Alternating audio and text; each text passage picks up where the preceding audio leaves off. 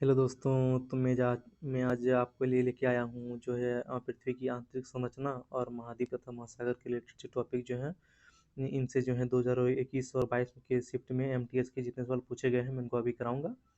और ये सवाल जो है रेलवे के लिए, इंडियन आर्मी के लिए और अदर्स एग्जाम के लिए सबके लिए ज़रूरी है। ठीक है, तो चलिए मुझे प्रीवियस ईयर क्वेश्चन है। तो चलिए मैं क्वेश्चन को स्टार्ट करता हूँ। तो चलिए आगे बढ़ते हैं। तो इसमें देखिए पहला क्वेश्चन क्या है कि पृथ्वी का केंद्र भाग, कोर का जो भाग होता है मुख्य रूप से निर्मित है। तो किससे निर्मित है? वो हो जाएगा आपका निकेल और लोहा से। तो ऑप्शन नंबर हो जाएगा बी। मतलब क्या बोलते हैं उसको, जो कोर भाग जो है वो किससे निर्मित है? निकेल और लोहा से। तो ऑप्शन नंबर क्या हो जाएगा? Option number B. तो चलिए आगे बढ़ते हैं। तो आगे क्या है कि निम्नलिखित में से कौन जो है पृथ्वी के महाद्वीपीय द्रव्यमान के मुख्य खनिज घटकों में से एक है? तो ये क्या हो जाएगा? इसका ऑप्शन नंबर हो जाएगा सी, सिलिका। तो चलिए आगे बढ़ते हैं। तो आगे क्या है कि पृथ्वी की ठोस पट्टी में पाए जाने वाली धातुओं की प्रचुरता के संदर्भ में लौह धातु का जो है कौन सा एस्क है, कौन सा स्थान है, सॉरी। तो इसमें जो है लौह एस्क का कौन सा स्थान है? तो वो हो जाएगा आपका दूसरा स्थान है। तो ऑप्शन नंबर हो जाएगा ए। और ये धातुओं के क्या बोलते हैं, इसमें धातुओं की प्रचुरता किस नंबर में है? दो धातुओं की प्रचुरता किस नंबर में नहीं बोलता तो वो क्या हो जाता? तब हो जाता 4 नंबर में। ठीक है, तो अभी कितना नंबर में? 2 नंबर हो जाएगा आंसर। और उसके बाद क्या है कि पृथ्वी की महासागरीय ऊपरी परत क्रस्ट में मुख्य रूप से डैश होते हैं। तो ऊपरी परत में मुख्य रूप से क्या होता है? ऊपरी परत मतलब रूप में होते हैं क्या? सिलिका और मैग्नीशियम। तो ऑप्शन नंबर हो जाएगा सी। इसको शॉर्ट में क्या बोलते हैं? SiM और ए। क्या हो जाएगा इसका शॉर्ट फॉर्म? जैसे कि सिलिका से हो जाएगा सिलिकॉन से SI, और मैग्नीशियम हो जाएगा MA। तो इसको क्या है, ऊपरी परत में मुख्य रूप से याद करने का क्या हो जाएगा? पृथ्वी के महासागर ऊपरी क्रस्ट में जो है मुख्य रूप से डैश पाए जाते हैं। तो वो क्या इस शॉर्ट में याद रख सकते हैं आप? सीम, मतलब कि सिलिका और मैग्नीशियम। ठीक है, तो चलिए आगे बढ़ते हैं। तो आगे क्या है कि महासागरीय अम्लीकरण पृथ्वी के महासागरों के पीएच में निरंतर कमी की प्रक्रिया है जो वायुमंडल से डैश के अंतर्ग्रहण होने के कारण होती हैं। तो वो जो है कार्बन डाइऑक्साइड के अंतर्ग्रहण के कारण होती है। तो ऑप्शन नंबर हो जाएगा सी। तो चलिए आगे बढ़ते हैं। तो आगे देखिए क्या है कि मोना एक ऐसे महासागर के बारे में लिखती हैं जो उत्तरी अमेरिका को यूरोप से अलग करती हैं। इस महासागर का क्या नाम है? तो ये महासागर हो जाएगा दोनों को जो मतलब विभाजित करती है। तो वो क्या हो जाएगा? अटलांटिक महासागर। तो ऑप्शन नंबर हो जाएगा ए।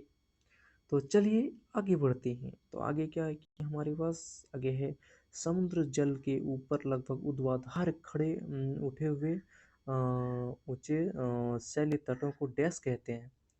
जो समुद्र जल में जो है ऊर्ध्वाधर उठे हुए जो ऊंचे भाग होते हैं तो उसको क्या कहते हैं? उसको कहते हैं समुद्र समुद्र भृगु। तो ऑप्शन नंबर हो जाएगा सी, समुद्र भृगु, सी क्लिफ। तो चलिए आगे बढ़ते हैं।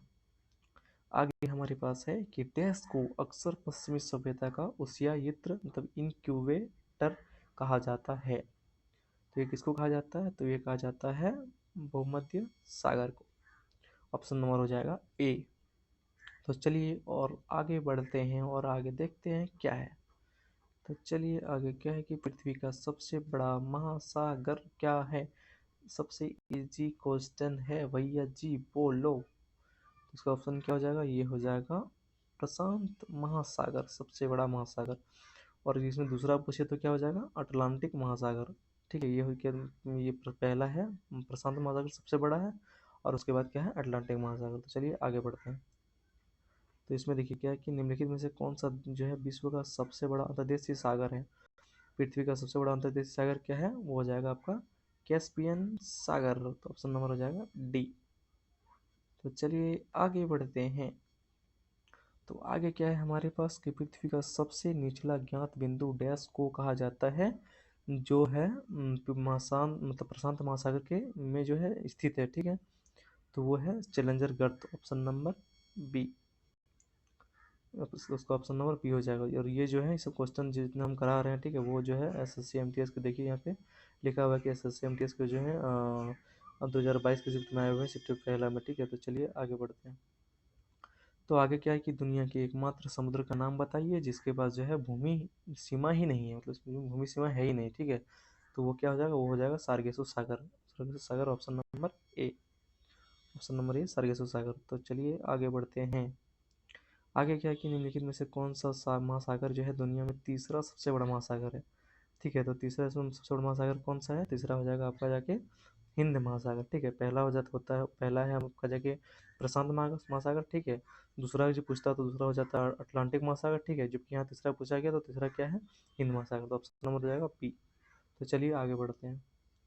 तो आगे हमारे पास क्या है कि निम्न हिमालय और शिवालिक के बीच स्थित अनुदैर्ध्य घाटी को क्या कहते हैं? तो उसको क्या कहते हैं? उसको कहते हैं, अब उसको कुछ नहीं कहते भैया, मेरा दिक्कत है, मतलब क्या बोलते हैं,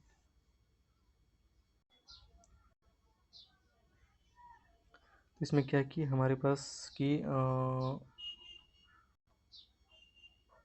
चलो क्वेश्चन हो गया था। ठीक है, तो चलिए आगे बढ़ते हैं। आगे क्या है कि निम्न हिमालय और शिवालिक के बीच स्थित अनुदैर्ध्य घाटी को क्या कहते हैं? तो वो क्या कहते हैं? दून कहते हैं। तो ऑप्शन नंबर हो जाएगा उसका डी।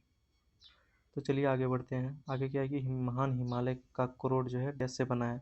तो वह ग्रेनाइट से बना है। तो ऑप्शन नंबर क्या हो जाएगा? डी। तो चलिए आगे बढ़ते हैं।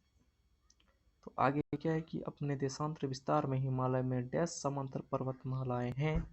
तो वो क्या कितनी हैं? तो वो हो जाएगी 3, ऑप्शन नंबर ए।